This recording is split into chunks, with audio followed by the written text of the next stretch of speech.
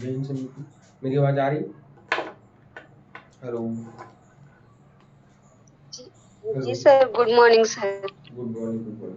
चलिए सब मेरी आवाज आ रही है, एकदम क्लियर आ रही है ना? किसी कोई दिक्कत तो नहीं वीडियो में? हेलो। हाँ बोलिए। हाँ सर, गुड मॉर्निंग।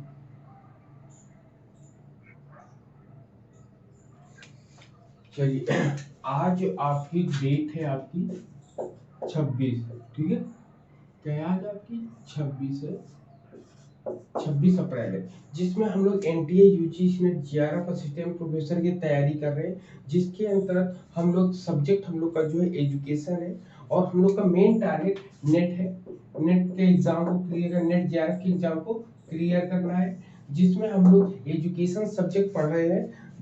और आज की डेट में हम लोग जो डिस्कस करने आ रहे हैं ये यूनिट 4 है। यूनिट 4 का सेक्शन है कल की डेट में खत्म हो चुका है। आज हम लोग सेक्शन बी की तरफ चलेंगे, जिसमें आपको understanding knowledge based on teacher education पढ़ेंगे।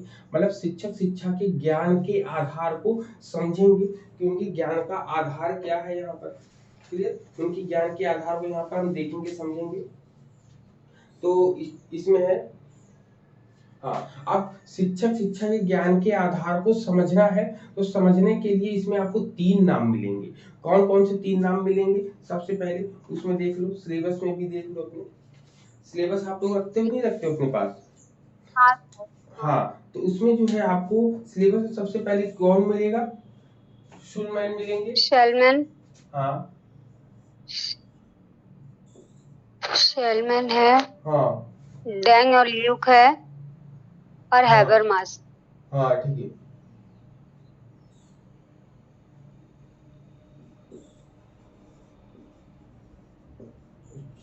शुलमैन है, ठीक है। शुलमैन है, डेंग एंड ल्यूक है। डेंग और एंड, हैबरमास। हाँ, Deng and Habermas. Luke. Deng and Luke एक साथ है ना? डेंग एंड ल्यूक है हम्म। और हैबरमास है। जी सर। ठीक, हैबरमास है।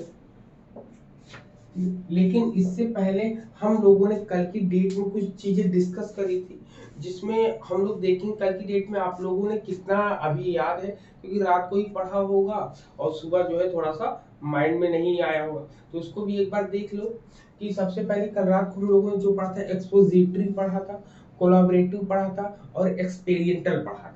जिसमें हम लोग ने कोलैबोरेटिव में सबसे की पॉइंट्स क्या था हम लोगों का, तो वहां पे प्रॉब्लम सेंटर्ड इंटरेक्शंस होता है।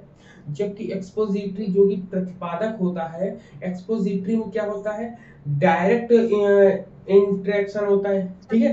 डायरेक्ट इंटरेक्शन होता है, मतलब कि प्रत्यक्ष रूप से निर्देश दिया जाता है, जबकि वहां समस्या को ध्यान में रखकर निर्देश दिए जाते हैं। फिर एक्सपेरिमेंटल में क्या होता है, एक्सपेरिमेंटल में हमेशा डेवलपमेंट स्किल या इन्वेस्टिगेट या डिस्कवरी या एक्सप्लेनेशन के रूप में, इन सब चीजों के रूप में वहां पर देखने को हम लोगों को मिला था, जो कि एग्जाम के पॉइंट ऑफ व्यू से काफी इंपॉर्टेंट था। कल की डेट में जो हम लोगों ने पढ़ा, वहां वहीं से क्वेश्चन आप क्या ले, और इधर अगर इसमें आना है तो इसमें इन 3 से ही क्वेश्चन आने हैं हम लोगों को।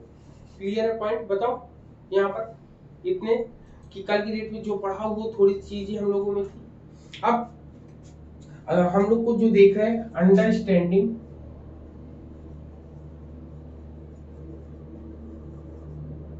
ठीक है, अंडरस्टैंडिंग नॉलेज बेस्ड,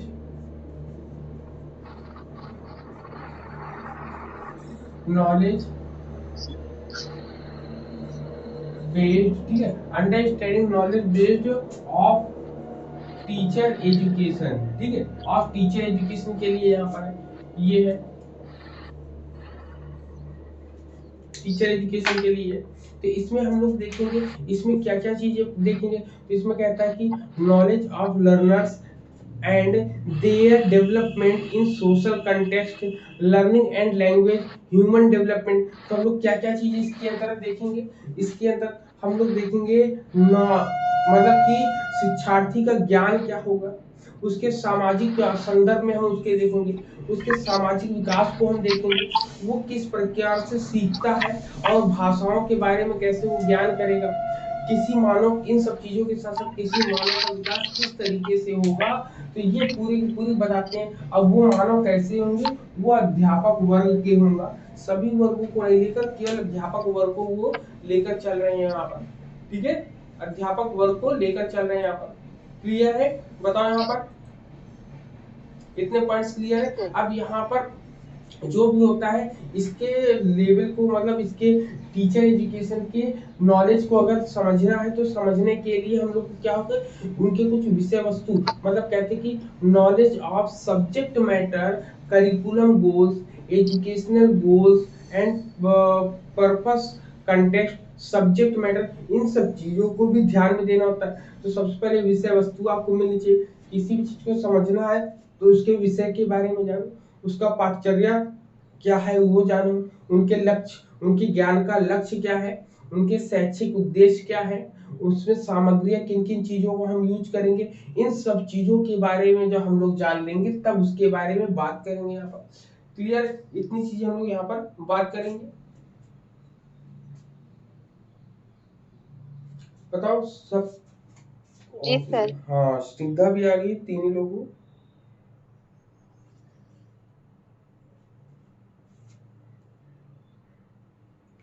ठीक, इतनी चीजें हो गई। अब यहाँ पर जब इतनी ये सब चीजें हम देख रहे हैं तो इसके अंतर्गत हम लोगों में हम लोग क्या देखेंगे, अब इसके बाद इसमें और भी चीजें आती है। तो इसमें सबसे पहले जो हम लोग को पढ़ना है, शुलमैन को लेकर पढ़ना है। हम लोग तीनों कंपेयर करके पढ़ेंगे तो हम लोगों को ज्यादा समझ में आएगा। तो यहाँ पे कहते हैं कि शुलमैन ने विभिन्न प्रकार के ज्ञान शिक्षकों की जांच करा, मतलब जो भी नॉलेजेबल टीचर थे उनका उन्होंने इन्वेस्टिगेट किया, उनके बारे में जाना, ठीक है, उनकी जांच करी, उनकी पहचान करी और उनके कार्यों जो उनके कार्य थे, वर्क थे जो उनको प्रभावित करते थे, उन सभी चीजों को इसमें शामिल किया।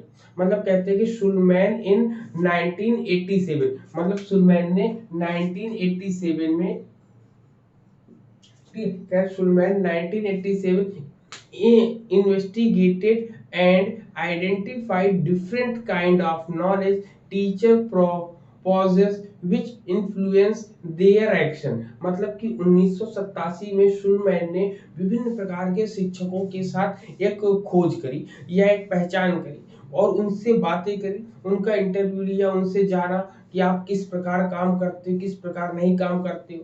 तो उसमें उन लोगों ने काफी चीजों के बारे में उन्होंने जाना। तो उसमें क्या क्या चीजें इंक्लूड थी, जब उन्होंने अपने नॉलेज के आधार को या ज्ञान के आधार को पकड़ने की कोशिश करी, तो उसमें कहते हैं कि इन्होंने सबसे पहले सामग्री का, कंटेक्स्ट नॉलेज की बात करी कि सामग्री का ज्ञान हो, फिर शैक्षिक ज्ञान, सामान्य शैक्षणिक ज्ञान भी हो, ठीक है, मतलब जनरल पेडागोजिकल नॉलेज, ठीक है, क्या है जनरल पैडा। लेकिन इसका सबसे पहले की पॉइंट सबके लिख लो तो सब क्लियर हो जाएगा ना। तो सबसे पहले इसमें क्या आएगा पॉइंट आपका, लिखकर क्लियर हो जाएगा। हाँ, पहले सबसे की पहले पॉइंट लिख आपका आ लेते जाएगा हैं फिर पीसी, क्लियर हो। सबसे पहले आपका आ जाएगा पीसीके, पीसीके इसका हाँ, की सबसे पॉइंट। पहले इसमें जो किया था इसका की पॉइंट्स क्या था, इन्वेस्टिगेशन,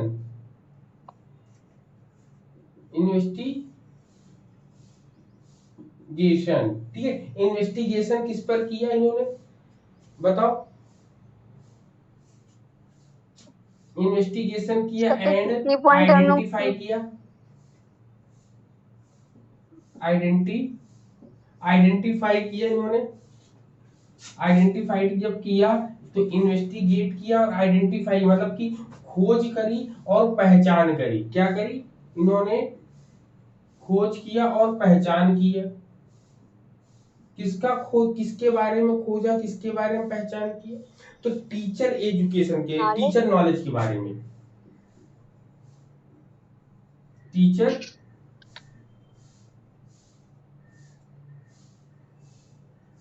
नॉलेज, मतलब कि इन्होंने जो खोज किया, जो पहचान किया, वो किसके बारे में किया, टीचर के ज्ञान के बारे में, कि टीचर का ज्ञान कैसा होता है, किस तरीके से वो लाते हैं अपने अंदर।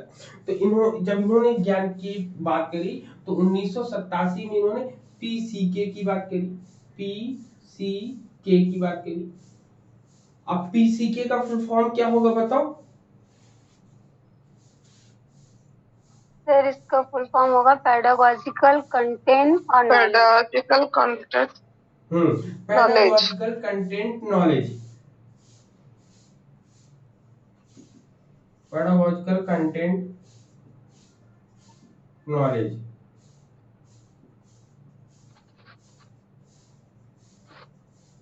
ठीक, नॉलेज की बात कर तो इसमें इन लोगों ने पेडागोजिकल मतलब पेडागोजिकल कंटेंट नॉलेज का मतलब हो गया कि शैक्षणिक रूप से, ठीक है, इसको क्या बोलेंगे, शैक्षणिक विषय ज्ञान, मतलब ज्ञान का शैक्षणिक विषय वस्तु, ठीक है, ज्ञान की शैक्षणिक विषय वस्तु, इसको हिंदी में बोलेंगे, क्या बोलेंगे, ज्ञान की शैक्षणिक विषय वस्तु। इसमें क्या होता है, इसमें इन्होंने क्या क्या चीजें लाई, इन्होंने कंटेंट नॉलेज लाया, जनरल पेडागोजिकल नॉलेज लाया, psychology of learner and learning लाया, ठीक है, फिर नॉलेज ऑफ एजुकेशन कंटेस्ट लाया, नॉलेज ऑफ एम लाए, ऑब्जेक्टिव्स आए, प्रिंसिपल्स आए, इन सब चीजों को यहाँ पर इन्होंने जोड़ने की बात करी, इतनी चीजों को, करिकुलम्स को जोड़ने की, ये सभी ये जोड़ा इन्होंने।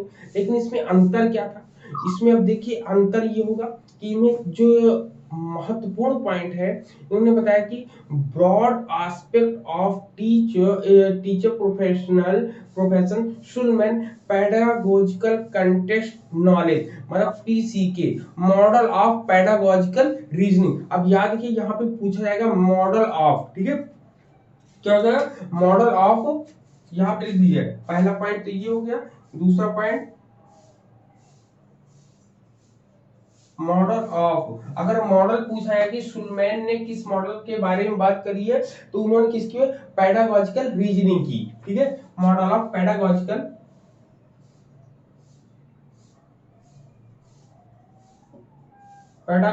रीजनिंग। ठीक, पेडागोजिकल रीजनिंग की बात करते हैं, मतलब कि शैक्षणिक तर्क का मॉडल, क्या बोलेंगे, शैक्षणिक तर्क का मॉडल, हिंदी लिख लो,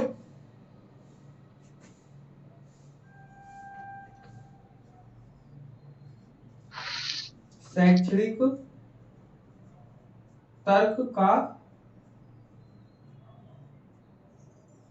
मॉडल, ठीक है, शैक्षिक तर्क का मॉडल, तो ये मॉडल इन्होंने यूज किया है, पेडागोजिकल रीजनिंग, ठीक है, मॉडल ऑफ पेडागोजिकल रीजनिंग, तो ये इनका सबसे इंपॉर्टेंट एस्पेक्ट था इस, हाँ बोले, क्या लिखा, model of pedagogical reasoning, pedagogical reasoning, जिसको हिंदी में बोलते हैं शैक्षिक तर्क का मॉडल, ठीक है, या प्रतिमान बोलते हैं हम लोग ना, क्या बोलते हैं, प्रतिमान या तर्क,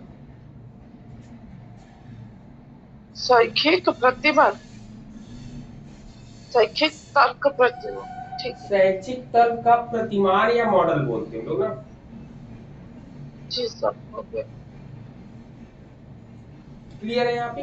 अब देखिए पीसीके के बारे में हम लोग जानेंगे कि पीसीके होता क्या है। पीसीके में सबसे पहले पीसीके के बारे में फुल फॉर्म आपने जान लिया। अब पी मतलब पेडागोजिकल नॉलेज होता क्या है, कहते हैं कि how to teach generally acquired through education, course work and personal experiences, ठीक है। पेडागोजिकल नॉलेज क्या होता है, तो पेडागोजिकल नॉलेज में आपसे बता रहा है कि दो चीजें आपको पढ़नी पड़ेंगी, एक पेडागोजिकल नॉलेज होगा, एक कंटेंट नॉलेज होगा। तो सबसे पहले पेडा, इसको अभी बाद में पढ़ लेना यहीं पर, अच्छा यहाँ बना देते हैं, इधर दिख रहा है, दिखाओ, नीचे है ना, स्पेस है, और नहीं बोलेगे क्या, वही किसी के क्या बोल, हाँ, सबसे पहले पेडागोजिकल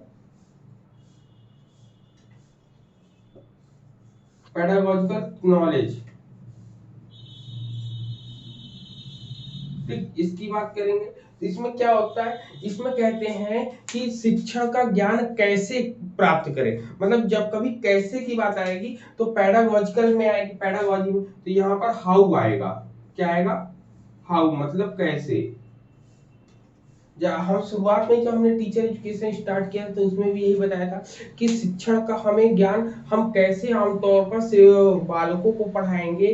फिर इसमें कहता है कि इसमें कोर्स वर्क आएगा, मतलब शोध और व्यक्तिगत के माध्यम से प्राप्त किया जाता है। इसमें क्या प्राप्त करते हैं, तो एक्सपीरियंस, पर्सनल एक्सपीरियंस प्राप्त करते हैं। क्या प्राप्त करते हैं, पर्सनल एक्सपीरियंस।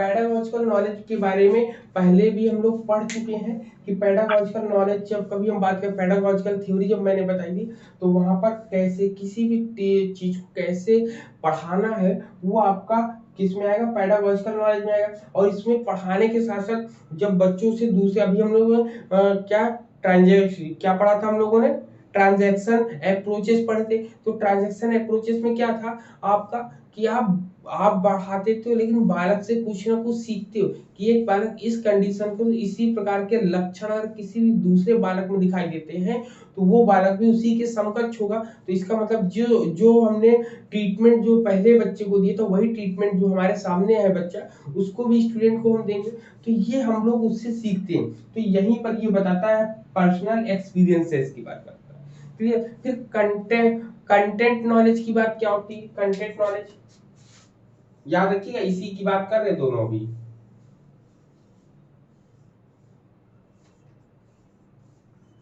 कंटेंट नॉलेज,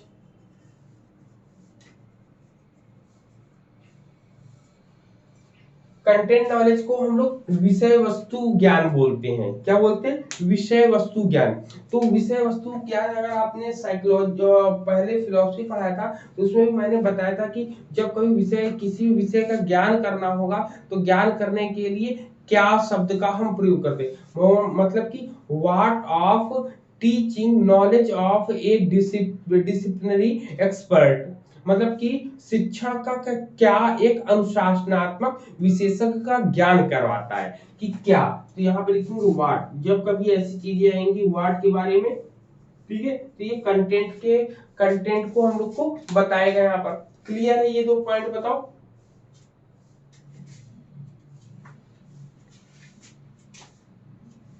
बताइए ये क्लियर है ये पॉइंट। हाँ सर और बता दीजिए। हाँ और बताते हैं, और भी बताएंगे।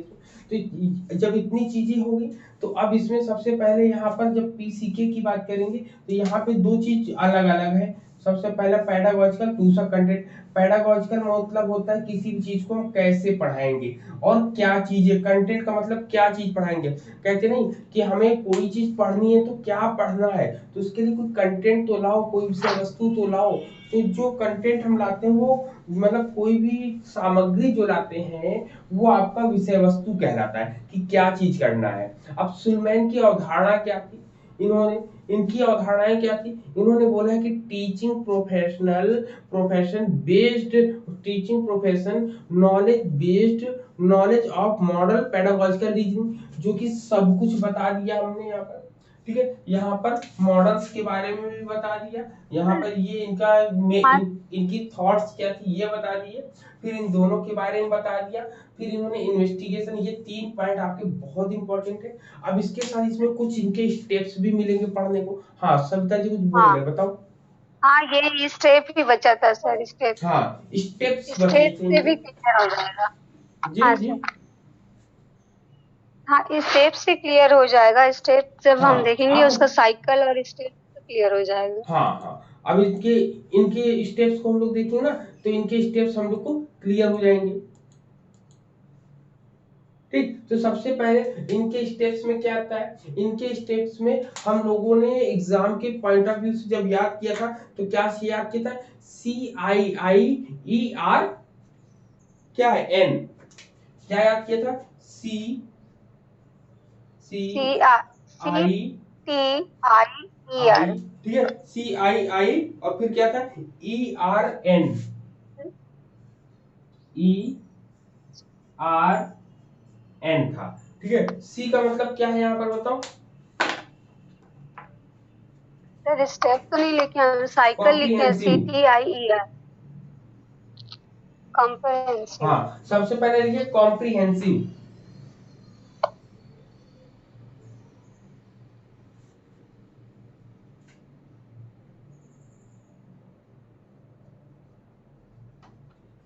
कॉम्प्रिहेंशन या कॉम्प्रिहेंसिव, ठीक। तुलनात्मक रूप में हम चीजों को बात करेंगे। फिर इसके बाद करें, यहाँ पे स्टेप लिख लीजिएगा, स्टेप, ठीक, स्टेप है ये, ठीक। कॉम्प्रिहेंशन होता है, फिर दूसरे में क्या होता है आपका, ट्रांसफॉर्मेशन, ठीक है, ट्रांसफॉर्मेशन टी है, सॉरी आई टी है, सी टी आई है, ठीक है, सी टी आई है ये ट्रांसफॉर्मेशन।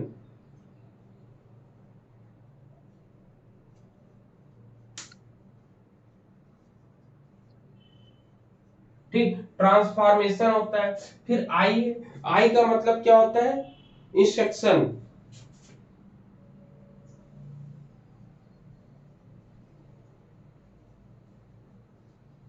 इंस्ट्रक्शन हो जाता है। ठीक है, ई का मतलब क्या होता है इसमें? ई का मतलब होता है इवेल्युएशन।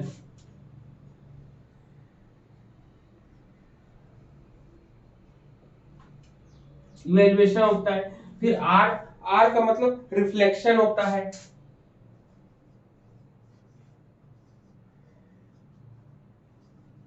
रिफ्लेक्शन होता है। और फिर एन का मतलब क्या होता है कि न्यू कॉम्प्रिहेंशन।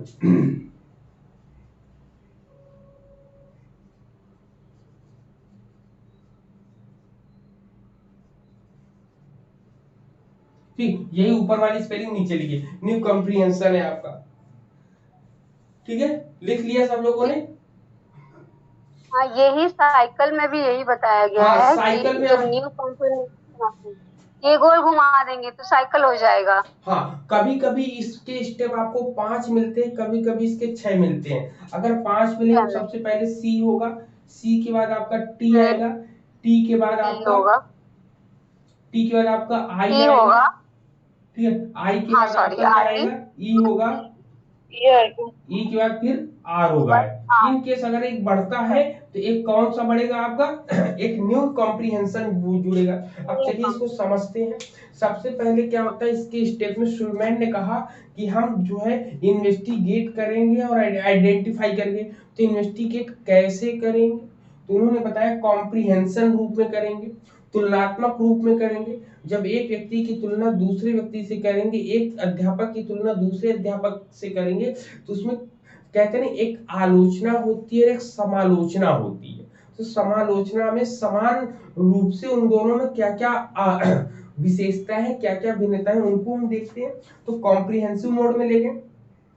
कॉम्प्रिहेंसिव में लेने क्या? फिर ट्रांसफॉर्मेशन, मतलब उसमें बदलाव किया हमने। बदलाव करने के लिए अब बताइए, जब जब कभी इन्होंने तुलना करा, तुलना करने बाद कहा कि नहीं नहीं इसमें ये चीज बदलनी चाहिए, तो इन्होंने ट्रांसफॉर्मेशन किया। ट्रांसफॉर्मेशन बदलाव के लिए इन्होंने क्या किया? निर्देश दिया। इंस्ट्रक्शन मींस क्या होता है? निर्देश देना। जब निर्देश दिया, निर्देश देने के बाद ये देखते हैं कितने हद तक उसमें परिवर्तन हुआ। तो देखते हैं कि इवैल्यूएशन, उसका मूल्यांकन करते हैं। जब मूल्यांकन करते हैं, मूल्यांकन करने के बाद वो उसको, उस पर चिंतनशील, उस पर विचार करते हैं कि क्या ये सही है कि नहीं सही है। अगर नहीं सही है तो न्यू कंपैरिजन, फिर से तुलना करते, फिर से इसी स्टेप को रिसाइकिल कर देते। तो ये पूरी की पूरी स्टेप आपकी यहाँ पर आ जाती है आपकी। ठीक है, तुलनात्मक रूप में किसी भी चीज को हम देखते हैं कि सबसे पहले हम तुलना करते हैं। कोई भी चीज हमें चाहिए, कोई किताब चाहिए, कोई भी चीज, या कोई कॉपी चाहिए, या कोई भी आपको सामान चाहिए, या कोई कपड़े आप खरीदने जाते हो मार्केट में, सबसे पहले आप क्या करते हो? तुलना करते हो कि ये कपड़ा, 4 प्रकार के आपने कपड़े निकलवा लिए, तो उसमें 4 प्रकार के कपड़े लेकर कॉम्प्रिहेंसिव तुलना करते हैं। तुलना क्या करने के बाद हम देखते हैं कि दोनों में बदलाव क्या है, पुराने समय में कौन सा ट्रेंड चल रहा था, अभी वर्तमान समय में कौन सा चल रहा है। तो उन्होंने बदलाव के बारे में सोचा। बदलाव के बारे में सोचा तो उन्होंने इंस्ट्रक्शन दिए, निर्देश दिया कि अरे मुझे ऐसे नहीं वैसे वैसे कपड़े दिखाओ, फलाने जो इस समय ऐसा चल रहा है वैसा दिखाओ। जब उन्होंने दिखाया, दिखाने के बाद जब उन्होंने उस सब ढेर सारे आपके सामने ऑप्शंस आ गए, तो आपने इवैल्यूएशन किया कि कौन सा बेटर है मेरे लिए, क्या मैंने जितने निकलवाए क्या वो मेरे लिए सही थे। तो जब इवैल्यूएशन किया, इवैल्यूएशन करने के बाद फिर रिफ्लेक्शन किया। रिफ्लेक्शन में उसका कंक्लूजन निकाला रिफ्लेक्शन में कि क्या सही है मेरे लिए, क्या गलत है। उन्होंने एक चूज कर लिया, चूज कर दिया तो ठीक है, नहीं तो फिर से कॉम्प्रिहेंशन करना शुरू कर दिया, तुलना कर दिया। तो इन सब चीजों को ऐसे लेकर हम लोग हैंडल कर लेंगे। ठीक है, बताओ। यस। बहुत से ढेर सारे एग्जाम्पल आप दे सकते हो। आप लोगों में से भी कोई एक एग्जाम्पल दो। मेरे माइंड में एग्जाम्पल एक अच्छा है, लेकिन वो देना उचित है कि नहीं उचित है वो नहीं सही है ना। चलो आप बताओ। सर जैसे हम लोग रीडिंग कंप्रहेंसिव पढ़ते हैं ना, उससे भी ले सकते हैं।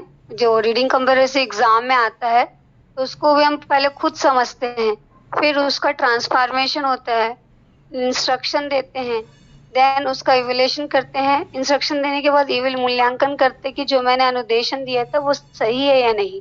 उसके बाद वो रिफ्लेक्शन होता है। बिल्कुल, मतलब यहाँ पे मूल्यांकन और रिफ्लेक्शन चिंतनशील होता है, क्या चिंतनशील रूप में वो सही से आया है कि नहीं आया है, इन सब चीजों के बारे में हम लोग देखते हैं यहाँ पर। क्लियर है? बताओ। ठीक है, इतने पॉइंट्स क्लियर हो गए? हाँ बताओ, किसको डाउट है? वही हम लोग तो एक बार पढ़ चुके हैं सैलरी के लिए। सैलरी सैलरी एक बार गई बता क्या? दे। सैलरी बोलो। Hello hello.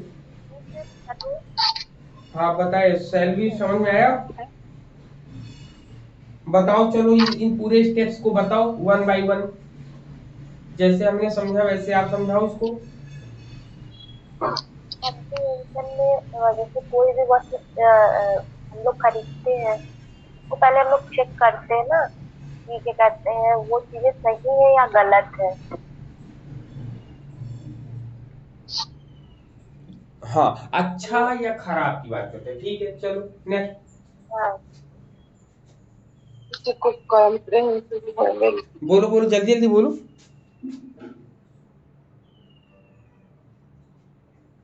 सर एक बार और बता दीजिए। हाँ तो पहली यही बार तो है, पढ़े इतना ज्यादा तो बोला करो, ये चीजें नहीं समझ में आई तो वो दिक्कत करेंगे ना आगे। तो देखिए, सबसे पहले सुलमैन ने क्या कहा, सुलमैन ने बात क्या करी थी, कहा था कि understanding knowledge based of teacher education, मतलब शिक्षक शिक्षा के ज्ञान को समझना है। तो उन्होंने कैसे समझना है, तो उन्होंने कहा कि जब कभी हम शिक्षक शिक्षा के ज्ञान को समझेंगे तो उनके ज्ञान का आधार क्या होना चाहिए। तो उनके ज्ञान का आधार इन्होंने बताया कि हम सबसे पहले तो भाई खोजेंगे, अच्छे अच्छे अध्यापकों को खोजेंगे और उनकी पहचान करेंगे। जब ये दो काम कर लेंगे तो हम, इन्होंने कहा कि हम लोग पीसीके का यूज करेंगे। पीसीके का क्या मतलब होता है? पैडागोजिकल कंटेंट नॉलेज, मतलब शैक्षणिक विषय वस्तु ज्ञान। ठीक है, शैक्षणिक विषय वस्तु का के ज्ञान का आधार क्या है ये जानेंगे। तो इसको जानने के लिए इन्होंने एक मॉडल का यूज किया। कौन सा मॉडल था? मॉडल था आपका मॉडल ऑफ पेडागोजिकल रीजनिंग, मतलब शैक्षिक तर्क का। ठीक है, शैक्षिक तर्क का मॉडल इन्होंने बनाया, उसी के आधार पर इन्होंने बताया और उसमें इन्होंने स्टेप्स बताए। स्टेप्स कौन सा थे? तो कॉम्प्रिहेंसिव जब कभी हम कहीं पर भी खड़े होते हैं तो हमारी लाइफ में होता है कि हम कंपेयर करें दो विषय वस्तु, दो चीजों में। चाहे हम अपने लाइफ पार्टनर को चुनने की बात करते हैं, चाहे हम कोई कपड़े की बात करते हैं, चाहे हम मार्केट में बाइक लेने जाते हैं तब भी हम घर से कंपेयर करके जाते हैं। ठीक है, तो ये तमाम चीजें जो हम लोग करते हैं कंपेयरिंग करते हैं। जब तो इसीलिए हम लोग जब कभी क्लासेस करने जाते हैं, कोचिंग करने जाते हैं, स्कूल जाते हैं, कॉलेजेस जाते हैं, तो हम कंपेयर करते हैं ना कि बेस्ट ऑप्शन कौन सा है। एक हमारे घर के पास एक कॉलेज है, एक घर से थोड़ी दूर कॉलेज है, दोनों में कंपेयर करते कि वह कहाँ पर पढ़ाई ज्यादा अच्छा है, कहाँ पर स्कोप ज्यादा है, अच्छा है। तो उसी में सबसे पहले कॉम्प्रिहेंशन करेंगे, तुलना करेंगे। कॉम्प्रिहेंशन करने का कुछ ट्रांसफॉर्मेशन करेंगे कि उसमें क्या क्या चीज है। फिर क्या कहता है कि हम उसके इंस्ट्रक्शन मतलब निर्देश देंगे।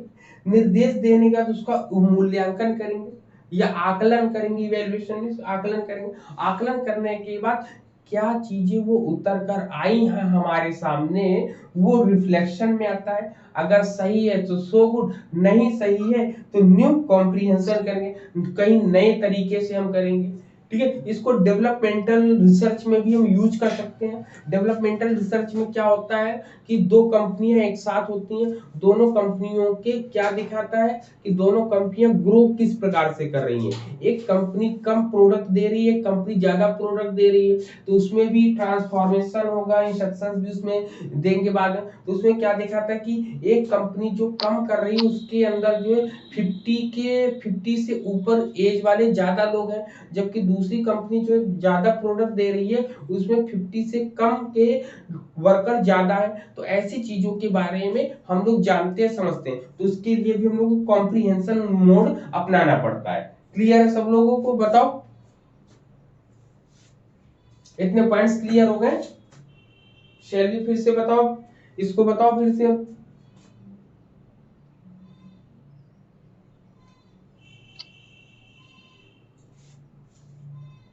है जी, चलेगी शैलवी? हेलो? है सर। हाँ हाँ, वो आवाज नहीं आ है रही उसकी, सर है। वो आवाज नहीं आ रही। नेट हाँ नेटवर्क नहीं होगा। चल, अब पहले अब इसकी बात होगी, अब हम लोग बात करते हैं डेंग एंड ल्यूक की बात, ठीक है? डेंग एंड ल्यूक की बात करेंगे अब। डेंग एंड ल्यूक की अगर जो हम बात करते हैं तो इन्होंने भी शिक्षक शिक्षा के ज्ञान के आधार की बात करी, मतलब knowledge based of teacher education की जब इन्होंने बात करी, तो इन्होंने किस सन, इन्होंने 1987 में बात करी है, जबकि इन्होंने 2008 पर बात करी है, 2008 में इन्होंने बात करी डेंग एंड ल्यूक ने, ठीक है? कब बात करी? 2008 में। इन्होंने क्या किया? प्रपोज 3 कंसेप्ट, इन्होंने बोला है कि propose 3 conceptions of knowledge based on teacher education of several disciplinary and epistemological knowledge classification schemes, ठीक है?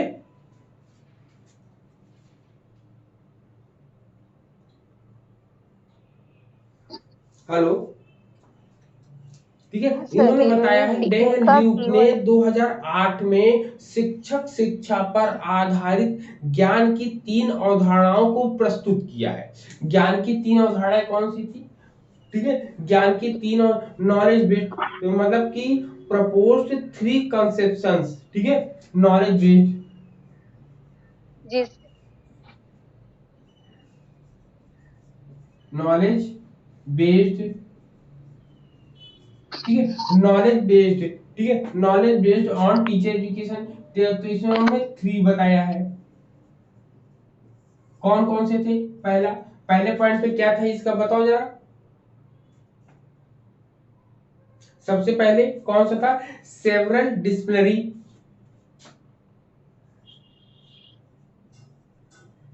Several, several disciplinary. क्या हो गया? किसकी आवाज आ रही? आप लोग म्यूट कर लो ना। सेवरल डिसिप्लिनरी होता है,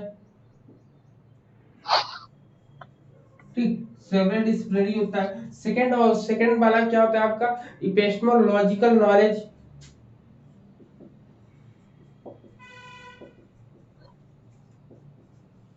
इपिस्टेमोलॉजिकल नॉलेज, ठीक। तीसरा पॉइंट क्या होता है? तीसरे पॉइंट में क्लासिफिकेशन स्कीमास की बात कर रहे हैं,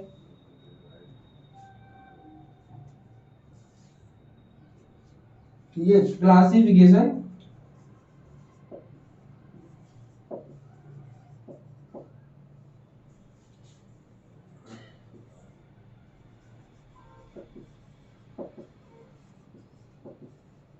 ठीक, क्लासिफिकेशन स्कीम्स,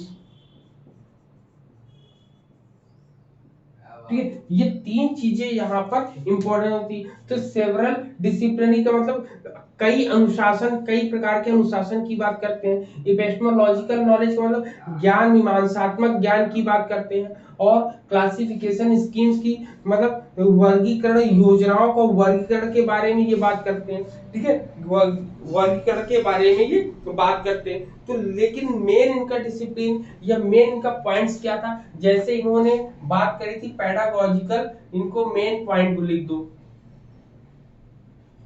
इंपॉर्टेंट लिख दो, ये इंपॉर्टेंट, इसी के कीवर्ड आधार लिख पर हम दीजिए, डिस्कस करेंगे। कीवर्ड तो यहाँ पर इंपॉर्टेंट क्या था? DPE हाँ, क्या था आपका? DPE, इसी से याद रखिए इसको। हाँ, DPE DCK है, DCK है कि DPE है? सर DPE है, disciplinary conception of DPE, knowledge, चलो, फिर प्रैक्टिकल कंसेप्ट। DPE है। क्लास को जितना पढ़ा रहे हैं पूरा पूरा पढ़ाने के बाद शैलवी जो है पूरा का पूरा जितना पढ़ाएंगे सबको एक बार रिवाइज कराएंगे 5 मिनट के अंदर, ठीक है? केवल धीरे पूरा पूरे पॉइंट्स को आप एक बार पढ़ के बताओगे हमें, क्लियर है? तो इसलिए बहुत ध्यान से पढ़ना। आज सैलवी का नंबर है, कल स्निग्धा का नंबर होगा, परसों सविता जी का नंबर होगा।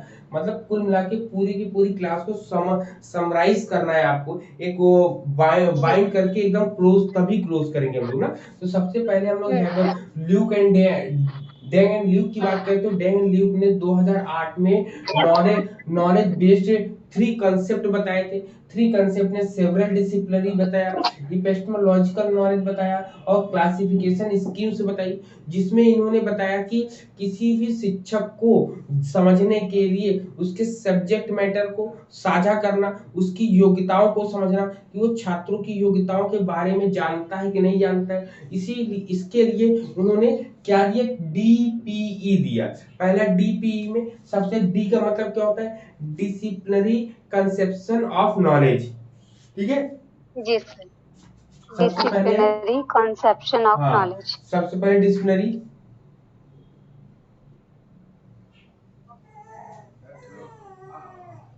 ठीक, डिसिप्लिनरी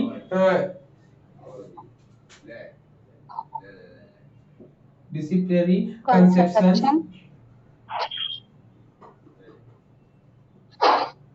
ठीक, conception of knowledge, of knowledge. Of knowledge,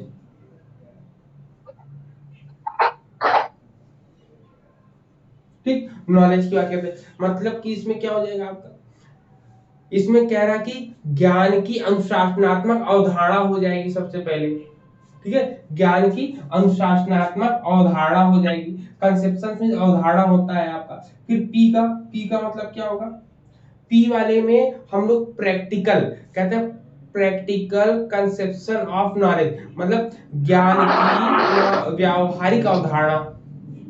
Hindi में भी लिखना चाहोगे हिंदी में भी लिख देना, लिख देते हैं, ज्ञान हेलो की हेलो। हाँ, तो सर यहाँ पे दिया है कि कैनोनिकल नॉलेज, वास्तव में सब canonical knowledge.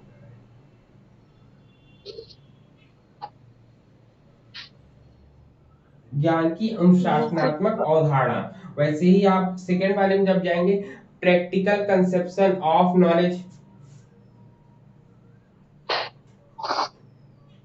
Practical conception of knowledge, आप लोग म्यूट कर लो, हाँ, म्यूट कर लीजिए मैडम। म्यूट कर लो बेटा सब लोग। सर सर मुझे डाउट है। हाँ पूछिए, डाउट है तो स्निग्धा जी तो पूछिए।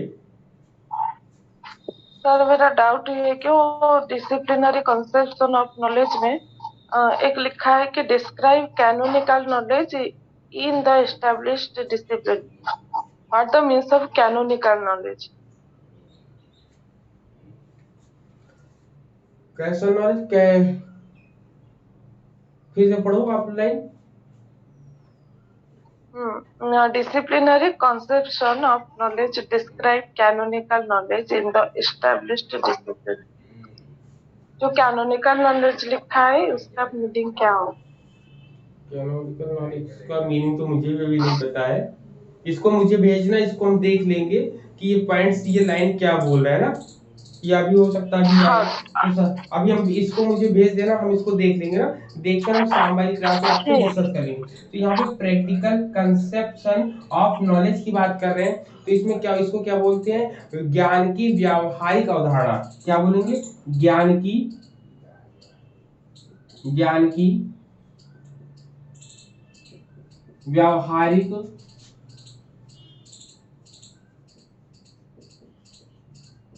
अवधारणा है, ठीक है, ये होगा। और ई का मतलब क्या हो जाएगा, ई का मतलब क्या होगा इसमें, एक्सपेरिएंटल, ठीक है, experiential concept experimental of knowledge, concept knowledge. Ji sir. एक्सपेरिएंटल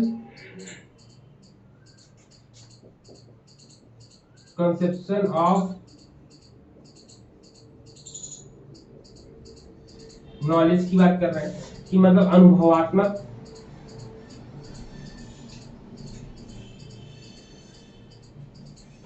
ज्ञान की अनुभवात्मक अवधारणा,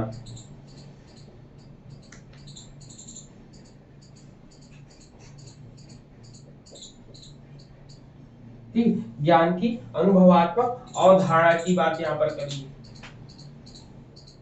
क्लियर है ये इतने पॉइंट? बताओ। ये आपके ये 3 है, इसी के आधार पे चीजें आपकी चलेंगी यहाँ पर।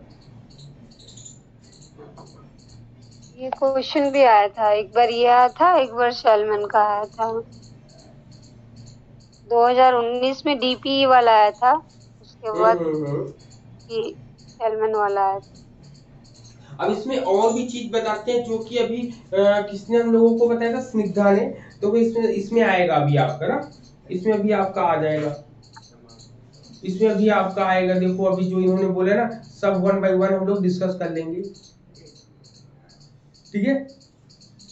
तो सबसे पहले डिस्प्लेनरी नॉलेज की जब हम बात करते हैं तो इसमें बोला है कि जैसे अभी इन्होंने बोला कि इट डिस्क्राइब कैनोनिकल, ठीक है, कैनोनिकल नॉलेज। कैनोनिकल नॉलेज का मतलब होता है कि व्यवस्थित ज्ञान। क्या होता है कैनोनिकल नॉलेज का मतलब? होता है व्यवस्थित ज्ञान। तो इसके बारे में हम कैसे लिखेंगे? इसमें कैनोनिकल नॉलेज आप लिख लीजिएगा, डिस्क्राइब द कैनोनिकल नॉलेज, लिख लीजिएगा। ये डी वाले में आएगा ना, डी वाले में। हाँ, जो डीपी है ना, नॉलेज, डिसिप्लिनरी कॉन्सेप्ट। हाँ, तो इसमें व्यवस्थित हो जाएगा, थैंक यू सर। व्यवस्थित ज्ञान आ जाएगा, ठीक है। कैनोनिकल नॉलेज की बात करें, जैसे यहाँ पे डिसिप्लिनरी कंसेप्ट की बात कर रहे हैं, कंसेप्शंस की बात कर रहे हैं, इसकी जगह आ जाएगा कैनोनिकल नॉलेज। तब भी आप इसका आंसर यही लगाओ। इसमें कहता है ज्ञान की अनुशासनात्मक जो अवधारणा होती है वह यह स्थापित व्यवस्थित विषयों में विहित ज्ञान का वर्णन करती, डिस्क्राइब करती है, कुल मिला के, ठीक। फिर आपका प्रैक्टिकल कंसेप्शन ऑफ नॉलेज, इसके लिए भी कुछ स्पेशल वर्ड यूज किया। इसमें कहा है कि it respected by procedural knowledge drive from the wisdom of practice. तो याद रखिए, विजडम ऑफ प्रैक्टिस, ठीक है, अभ्यास के ज्ञान से प्राप्त होता है, अभ्यास के ज्ञान को बताया इन्होंने। तो यहाँ पे ये लाइन लिख लीजिएगा, इसके लिए इंपॉर्टेंट है विजडम ऑफ प्रैक्टिस,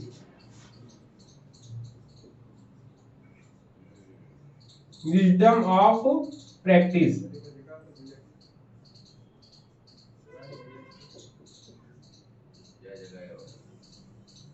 ठीक। ये पॉइंट याद रखना है कि विजडम ऑफ प्रैक्टिस की बात करते हैं। फिर इसके बाद अगर इसमें बात करते हैं तो नेक्स्ट वाले में भी कुछ ना कुछ बात तो करी होगी इसमें भी, ठीक। नेक्स्ट लास्ट वाले में क्या बात करिए? लास्ट वाले में कहते हैं कि इसमें कहते हैं, हाँ, एक्सपीरियंटल वाले में बोलते हैं कि the experiential conception of knowledge is based on Dewey's, ठीक है, डेवी, ठीक है, डीवी, जॉन डीवी जो थे, डीवी ने 1916 में इसकी अवधारणा आधारित कर दी थी, लेकिन ये वास्तविक रूप में कब आया था? तो ये वास्तविक रूप में 2008 में डेंग एंड ल्यूक ने इसको लिया था। अब एक्सपेरिमेंटल की या अनुभव की बात हम लोगों ने प्रयोजनवाद में पढ़ी है ना, प्रयोजनवाद में, प्रैग्मेटिज्म में इसकी अवधारणा पहले से ही बता दी गई थी, जो एक्सपीरियंसेस के अनुभव के आधार पे होती थी, कि मानव के ज्ञान का जब कभी हमें नॉलेज होगा तो वो अनुभवों के आधार पर ही होगा, ठीक है। तो इसमें किसका नाम आएगा? डीवी का नाम आएगा। तो इसमें ह्यूमन एक्सपीरियंस की बात करेंगे।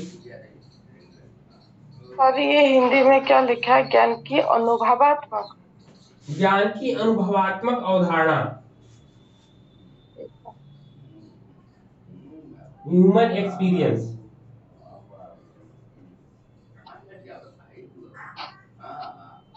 ठीक, ह्यूमन एक्सपीरियंस की बात करते हैं यहाँ पर, क्लियर। ये ह्यूमन एक्सपीरियंस की मतलब मानव के अनुभवों पर आधारित होता है ये।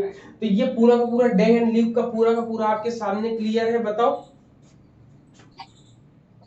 जी सर, है ना, ये 2 पॉइंट्स हम लोग को क्लियर हो गए कि डेंग शेलमैन ने क्या बोला, डेंग एंड ल्यूक ने क्या बोला।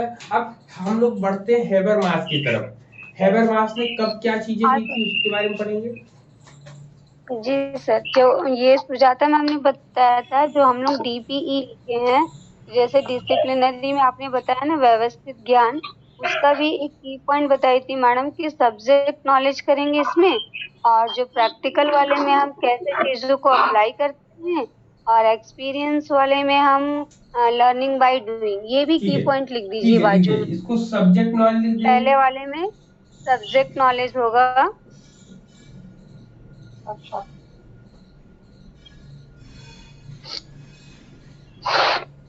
दूसरे वाले में एप्लीकेशन, यानी हम चीजों को कैसे अप्लाई करते हैं। तो पेडागोजिकल होगा इसमें, इसमें सब्जेक्ट हाँ सब्जेक्ट नॉलेज इसीलिए उसमें तो पेडागोजिकल नॉलेज हो जाएगा।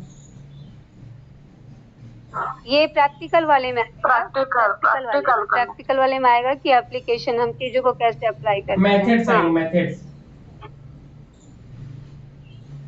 हम्म। ठीक, तो मेथड्स हमेशा पेडागोजी में ही जाएगा आपका। फिर इसमें लर्निंग बाय डूइंग। हाँ, और तीसरा हाँ, वाले तो में लर्निंग बाय डूइंग। ये हम जॉन डीवी बता रहे थे, उसमें आएगा ही हाँ हाँ, ji sir. Learning by doing. Doing. ठीक, इसको भी लिख लीजिए सब अभी लोग। कंप्लीट। ठीक है, इसमें इतनी चीजें हो गई। अब जो एग्जाम में आया था, हैबर मास का ही आया था इसके बाद ना, हैबर मास हाँ, के और बारे ये में भी ही तो आया आ था ना। चुका था, डिसिप्लिनरी वाला भी आया था 19 में, 2019 में आया था डीपीई वाला। हाँ, लेकिन हैबर मास का ज्यादा पूछा जाता है, हैबर मास में ज्यादा मैटर है, इसलिए इसको ज्यादा पूछा जाता है। अब हैबर मास के बारे में पढ़ेंगे, तो सबसे पहले हैबर मास का जो दिया गया था वो कब आया था, हैबर मास? मनोज सर बोर्ड को बड़ा कर दी, मतलब दिख नहीं रहा उधर। 1971 में आया।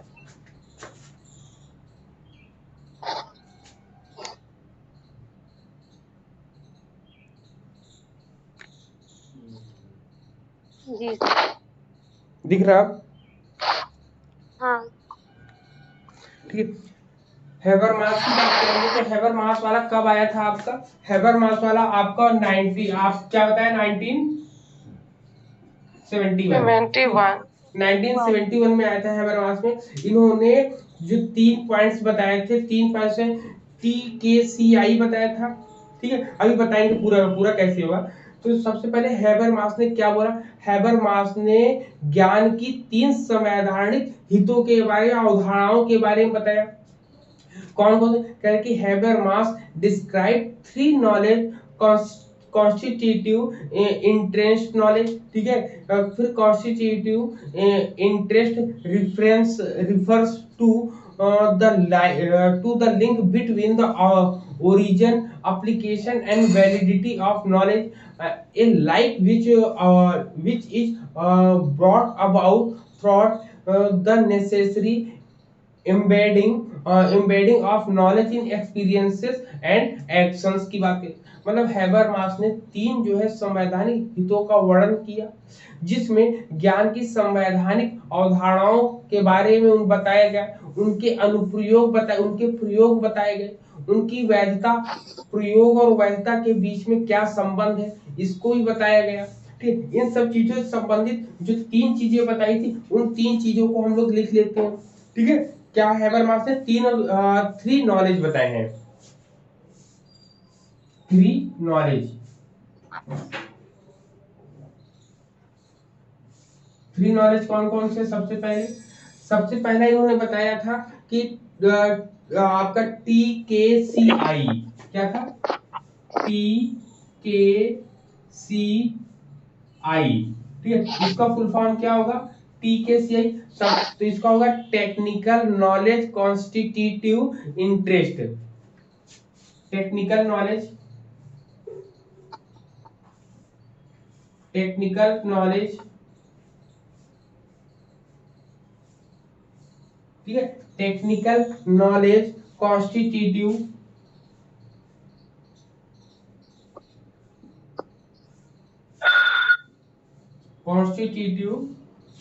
और क्या था, कॉन्स्टिट्यूटिव के बाद इंटरेस्ट।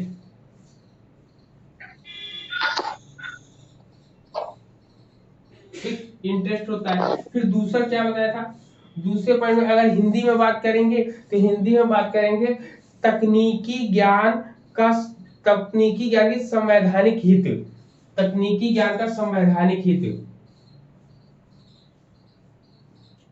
तकनीकी ज्ञान, ठीक है। तकनीकी ज्ञान के बारे में बताया सबसे पहले, तकनीकी ज्ञान का संवैधानिक हित बताया है। फिर आपका प्रैक्टिकल नॉलेज, तो पीसी, ठीक है, मैंने भी वही PKCI लिखा है। होगा इसमें, ठीक है। और तीसरे PPE पॉइंट में आपका क्या आएगा, EK आएगा आपका ना, E हाँ जी EK सर। आएगा, CI, ये कॉमन रहेगा, ये तीनों में कॉमन रहेगा, इसलिए इन तीनों को हम नहीं लिखेंगे तीनों में ना, केवल एक में लिख दिया सर है, इसका वही कीवर्ड सब में आएगा होगा। TPE। हाँ, तो यही पर TPE निकल कर आपका आ जाएगा ना। जी सर। तो यहाँ पर TPE हो जाएगा, मतलब ड्यू एंड लेंथ का क्या हो जाएगा, DPE हो जाएगा यहाँ पर DPE आपका TPE हो जाएगा यहाँ पर, और TPE यहाँ पर आपका क्या हो जाएगा, PCK। TCK हो जाएगा यहाँ पर। तो ये की पॉइंट्स निकल कर आएंगे। तो यहाँ पे P का मतलब प्रैक्टिकल हो जाएगा, ठीक है। और यहाँ पर KE का मतलब क्या हो जाएगा, सर इसमें यहीं पर E का चेंज होगा, मतलब होगा इमेंसिपेटरी, इमेंसिपेटरी। इमांसिपेटरी नॉलेज। ठीक। इमेंसिपेटरी नॉलेज का मतलब क्या होता है, मुक्त ज्ञान या मुक्ति, सेल्फ रिफ्लेक्शन की बात जिसमें करते हैं। इमेंसिपेटरी का मतलब होता है सेल्फ रिफ्लेक्शन, आत्मानुभूति, आत्मज्ञान हो जाना। तो मुक्ति, इमेंसिपेटरी को हम लोग क्या होगा, सेल्फ रिफ्लेक्शन लिख लीजिएगा, सेल्फ, रिफ्लेक्शन। ठीक, सेल्फ रिफ्लेक्शन की बात करते हैं हम लोग। तो यहाँ पर इतने पॉइंट्स क्लियर करने हैं कि हैबरमास ने जो 3 नॉलेज बताए थे टीचर के बारे में, तो इनके 3 टाइप्स बताए थे, इसमें भी 3 बताए हैं, इसमें भी 3 बताए हैं। इसमें PCK बताया है। तो सबसे पहले P का मतलब प्रैक्टिकल क्या हो जाएगा, पैडागॉजिकल, ठीक है। यहाँ पे पैडागॉजिकल है, जबकि यहाँ पर प्रैक्टिकल है यहाँ पर आपका, ठीक है। और यहाँ पर भी आपका क्या है बताओ, यहाँ पर भी प्रैक्टिकल है, लेकिन यहाँ पर क्या सुलभैन में चेंज है, पैडागॉजिकल कंटेंट नॉलेज की बात करता है, जबकि यहाँ पे क्या करता है, डिसिप्लिनरी प्रैक्टिस, ठीक है, डिसिप्लिनरी प्रैक्टिकल और क्या रहता है, एक्सपेरिमेंटल होता है। जबकि PPE में क्या होता है, टेक्निकल, प्रैक्टिकल एंड इमेंसिपेटरी होता है, ठीक है। तो ये पॉइंट्स हम लोगों को माइंड में रखने हैं। क्लियर है, बताओ।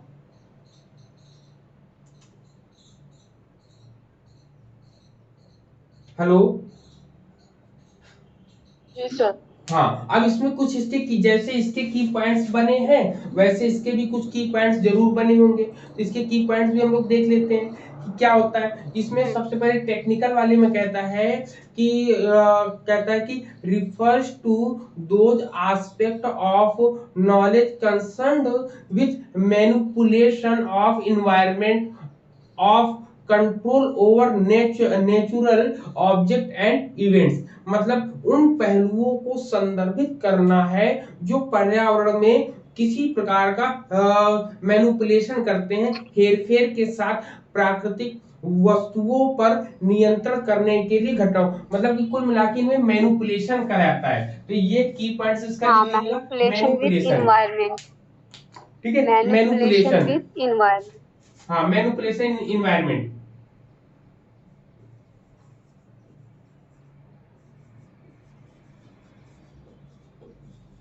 मैनिपुलेशन इन्वायरमेंट, ठीक। मैनिपुलेशन इन्वायरमेंट की बात ये करते हैं कुल मिला के, ठीक। मैनिपुलेशन इन्वायरमेंट की इन्होंने बात कही। फिर प्रैक्टिकल नॉलेज कंस्टिट्यूटिव इंटरेस्ट की बात करते हैं। तो इसमें क्या कहता है, इसमें कहता है कि concern with the hermetic test, ठीक है, hermetic task of extending understanding in inter subject relation, the aim being to achieve conscious community and maturity, ठीक है। तो यहाँ पर एक की पॉइंट निकल कर आपके सामने आता है, हेर्मेटिक मेथड, ठीक है, हार्मेनेटिक। हाँ हार्मोनिस्टिक मेथड, तो ये क्या होता है, इसके बारे में भी आप बताओ।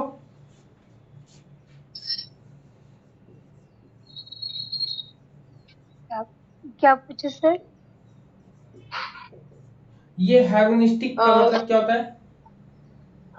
सर इसका मीनिंग है extending understanding in inter subject relation, जो परस्पर सब्जेक्ट के अंदर में जो रिलेशन होता है उसको बढ़ावा देता है। ठीक है, इसके इसकी शुद्ध जो हिंदी होती है या इसको शुद्ध रूप में अगर आप समझोगे या समझने का प्रयास करोगे तो इसमें कहता है कि परफॉर्मेंस करके सीखना। क्या होगा? परफॉर्मेंस करके सीखना। परफॉर्मेंस करके सीखना, ये होता है हेरोनेटिक। ठीक है, हेरोनेटिक का मतलब होता है, कहते हैं हेरोनेटिक टास्क, मतलब इसमें कहता है कि जो व्याख्यात्मक कार्य से है अंतर, उसमें व्यक्तिपरक संबंधों को विस्तार से जानने के लिए और सर्वसम्मति से हासिल करने का लक्ष्य जो होता है, समुदाय और पारस्परिकता के रूप में सब चीजों को लेकर। तो यहाँ पर जो भी चीजें होंगी, यहाँ पे जो प्रैक्टिस करेगा तो वो परफॉर्मेंस करके ही सीखने का प्रयास करेगा। यहाँ पर ना कि यहाँ पे परफॉर्मेंस को ज्यादा दिया है, प्रैक्टिस में परफॉर्मेंस को इन्होंने ज्यादा इंपॉर्टेंसी दे रखी है यहाँ पर। क्लियर ये पॉइंट इसमें? ठीक, अब इसमें क्या होता है, लास्ट वाले में तो सेल्फ रिफ्लेक्शन बताई गया। इन्होंने कहा कि लोगों को उनके सामाजिक और ऐतिहासिक जो समय था, क्षण था, उनकी विशिष्टताओं बाधाओं से मुक्त करना शामिल है। यह एक आत्म प्रतिबिंब के माध्यम से प्राप्त हुआ। ये सेल्फ रिफ्लेक्शन है, मतलब आत्म प्रतिबिंब। ठीक है, क्या होता है? आत्म प्रतिबिंब। आत्म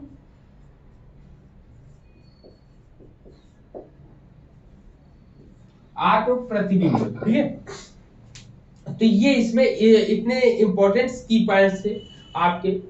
क्लियर हुए सबको? बताओ। जी सर।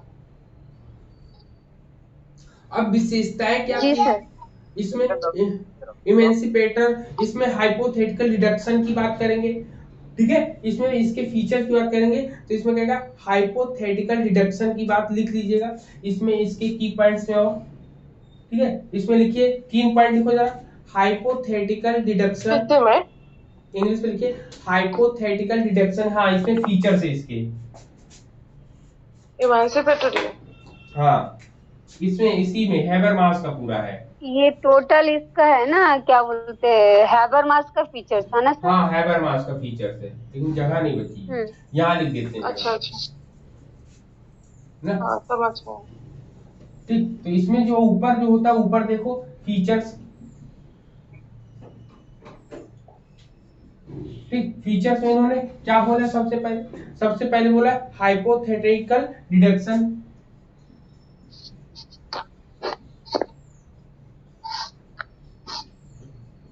हाइपोथेटिकल डिडक्शन की बात बोली सर। ठीक पर कट जा रहा है, दिखाई नहीं दे रहा। अच्छा, देख रहे हैं, देख रहे हैं।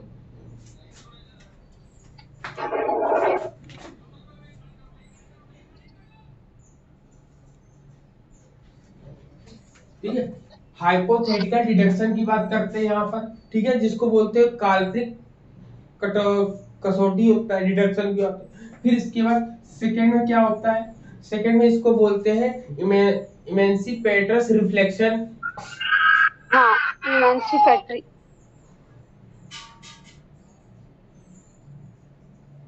इमेंसिपेटर्स रिफ्लेक्शन। सर उनका हिंदी में बता दीजिए। किसका? ये जो हाइपोथेटिकल डिडक्शन। हाँ, काल्पनिक डिडक्शन। ठीक है, काल्पनिक होता है इसमें। ठीक है, और इमेंसिपेटर रिफ्लेक्शन में क्या होता है? इमेंसिपेटर का मुख्य रूप से मुक्तिदाता बोलते हैं ना। क्या बोलते हैं? मुक्तिदाता। इसका अगर शुद्ध बोलेंगे तो मुक्तिदाता होता है कि अपने लाइफ को एनालिसिस करना। हाँ, कि इसको रिफ्लेक्ट करके इमेंसिपेटर्स के रूप में बताया ना कि सेल्फ रिफ्लेक्शन, आत्मज्ञान हो जाए तो वो, जिसको आत्मज्ञान हो जाता है तो वो उसको मुक्ति मिल जाती है। इसको मुक्तिदाता प्रतिबिंब बोलते हैं। क्या बोलते हैं? मुक्तिदाता प्रतिबिंब बोलते हैं। और इसमें मॉडल्स ऑफ, एक लास्ट लिखिए, मॉडल्स ऑफ, ठीक है, models of discovering. Ji sir, models of discover learning. हाँ, discovering learning, models of discovering learning.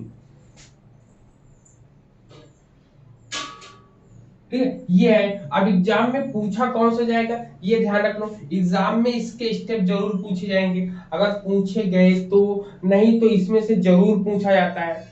ठीक है, उन्होंने दे देंगे कि बताओ कि टीपीई का नॉलेज, या ये आपको देखिए टेक्निकल, प्रैक्टिकल और इमेंसिपेटरी की बात कौन करता है, तो यहाँ से क्वेश्चन आपके बढ़ेंगे, बनेंगे आपके। क्लियर? यहाँ से आपके क्वेश्चन बनने शुरू हो जाएंगे आपके। सर डिडक्शन का मीनिंग क्या होगा? हाइपोथेटिकल डिडक्शन, काल्पनिक कसौटी होता है, काल्पनिक कसौटी हो जाएगी।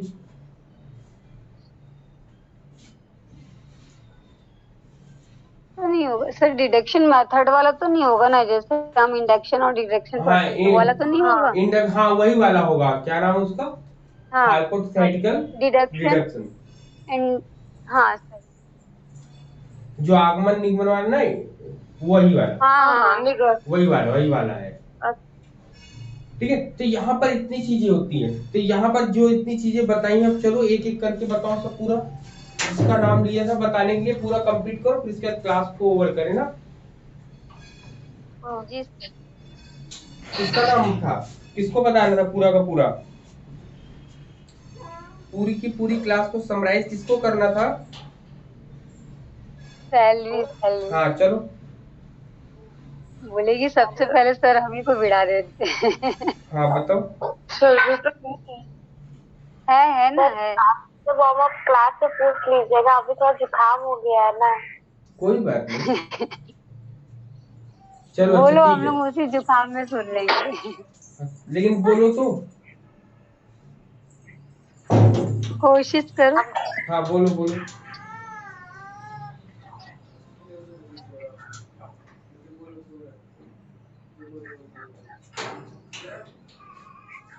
तो पहले आपने बताया सुरमैन के बारे में। सुरमैन जो है विद्यार्थियों के साथ। हाँ बोले बोले।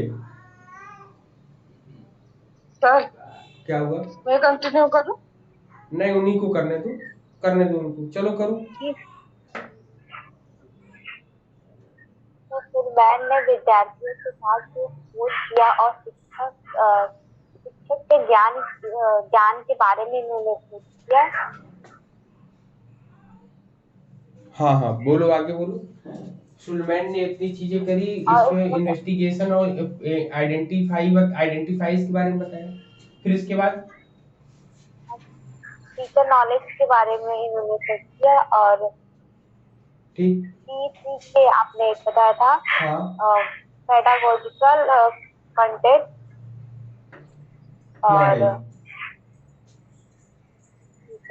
मॉडल ऑफ पेडागोजिकल मेथड के बारे में बताया था। ठीक है, शैक्षिक तर्क मॉडल से हम लोग बोलते हैं। हाँ, मॉडल ऑफ पेडागोजिकल रीजनिंग की बात करी थी। हाँ, पेडागोजिकल एक नॉलेज, मतलब हाउ टू, मतलब कैसे, मतलब नॉलेज को गेन करें हम लोग। और इसमें सर ये पॉइंट बताया था आपने, ERN, मतलब कॉम्प्रिहेंशन और कॉम्प्रिहेंशन हो गया, ट्रांसफॉर्मेशन हो गया आपका, फिर तीसरा इंस्ट्रक्शन हो गया, फिर चौथा इंस्ट्रक्शन और इवैल्यूएशन, हाँ, और रिसेप्शन और न्यू कॉम्प्रिहेंशन। ठीक। तो इसको जब याद करेंगे तो CTI याद करेंगे और ERN याद करेंगे। चलो ठीक है, अब चलिए डेंग एंड ल्यूक के बारे में बताएं। डे और ल्यूक के बारे में तो हमने 2008 में आया था। एंड ल्यूक, और इसमें तो 3 पॉइंट्स इन्होंने बताए थे, सेवरल डिस्कवरी, इपेस्ट्री, आपका, ठीक है, इपेस्टेमोलॉजिकल नॉलेज था ज्ञान की और सीमा बता क्लासिफिकेशन रहा। स्कीम्स थे आपके। फिर इसके बाद डीपी के बारे में बताओ। हाँ सर, डीपी के बारे में। बोलो डी में क्या है? सर जो डिसिप्लिनरी, सब्जेक्ट नॉलेज है, हाँ ज्ञान की डिसिप्लिनरी, अनुशासन। हाँ डिसिप्लिनरी कंसेप्शन ऑफ नॉलेज की बात करते हैं यहाँ पर। फिर नेक्स्ट क्या था? प्रैक्टिकल कंसेप्शन ऑफ नॉलेज की बात करते हैं। Of knowledge. हाँ, और एक्सपेरिमेंटल कंसेप्शन ऑफ नॉलेज की बात करते हैं। डिसिप्लिनरी में आपका कैनोनिकल नॉलेज आता है, जिसको व्यवस्थित नॉलेज बोलते हैं, इसके अंदर सब्जेक्ट नॉलेज होता है। दूसरा फिर क्या होता है? प्रैक्टिकल में मेथड्स का यूज करते हैं, जिसमें विजडम ऑफ प्रैक्टिस होती है आपकी। फिर तीसरा एक्सपेरिमेंटल होता है, जिसमें ह्यूमन एक्सपीरियंसेस को हम लोग देखते हैं। फिर इसके बाद हैबरमास को जो हम लेते हैं, तो हैबरमास ने भी 3, जैसे सब लोगों ने 3 बताया वैसे इन्होंने बताया। इन्होंने टेक्निकल लिया और प्रैक्टिकल लिया और इमेंसिपेटरी लिया इन्होंने। फिर इसके बाद इन्होंने हाइपोथेटिकल डिडक्शन आता है, क्वेश्चन एग्जाम में यही आ सकता है कि हाइपोथेटिकल डिडक्शन कौन मानता है, तो आप बता सकते हो। Models of discovery learning, discovery learning को किसने लिया? हैबरमास ने, डेंग एंड ल्यूक ने लिया या शलमैन ने लिया? तो आप बता सकते हो कि हैबरमास ने डिस्कवरी को लिया। क्यों लिया? क्योंकि इन्होंने डीवी को माना है। किसको माना है? डीवी को माना है। डीवी किसने माना है? गलत बता, गलत है यहाँ पे। डीवी को किसने माना है?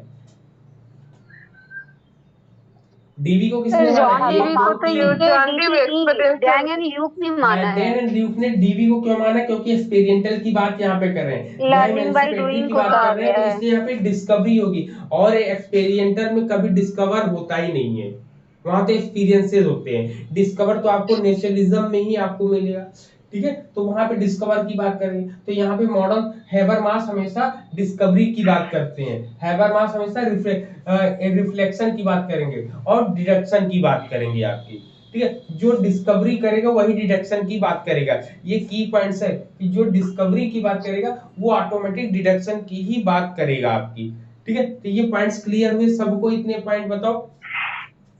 एक बार इसको और पढ़िएगा, देखिएगा, ठीक है, इस वीडियो को, तो और सर भी वो अच्छे जो, से। हेलो हाँ बोले। सर, डिडक्शन के बारे में थोड़ा बता दीजिए। आपने फर्स्ट पेपर की क्लास नहीं पढ़ी थी क्या?